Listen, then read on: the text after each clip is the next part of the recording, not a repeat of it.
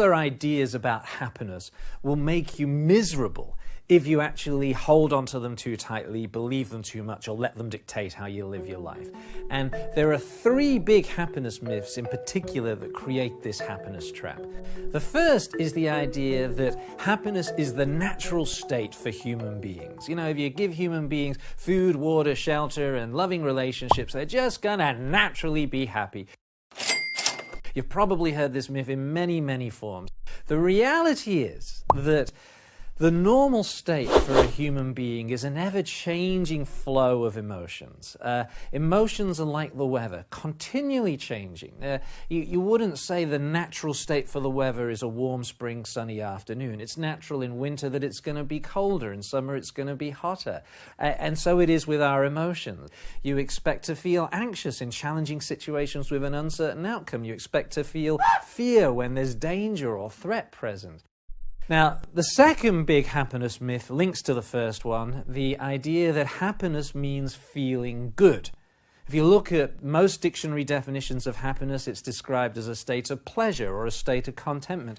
Well, if this is your notion of happiness, then there's no such thing as lasting happiness. Because how long does a good feeling last?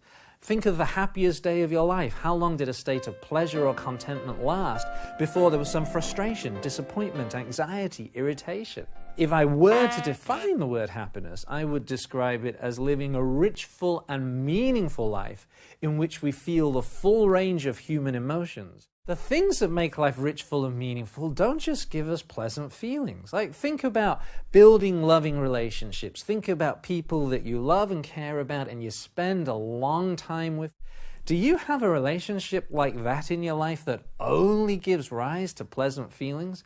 When relationships are going well, there's often wonderful feelings of love and joy, but all relationships come with tension and conflict and difficulty. If you're a parent, if you have children, then you know that having kids brings a huge amount of meaning and purpose and fulfillment into your life. But what other feelings does it give you?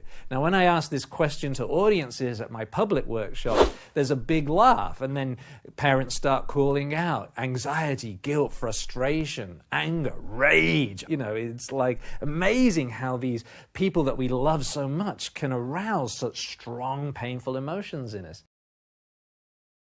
So this holds true for really any meaningful life project, from building a career, from looking after your body, from building a family. The things that make life rich, full, and meaningful give you plenty of painful emotions, as well as some very pleasant ones. And the third big myth that feeds into the other two is the idea if you're not happy, you're defective. More and more, human nature is being pathologized as signs there's something wrong with you and you need some medication to fix it. The reality is that if you're not happy, you're normal. Life is difficult. You know, I ask my public workshops, is there anybody here who thinks life is too easy, that needs some more difficulty in their life? Anybody in this room that needs some more pain and suffering? You know, life is hard and challenging. Not always, but a lot of the time it is.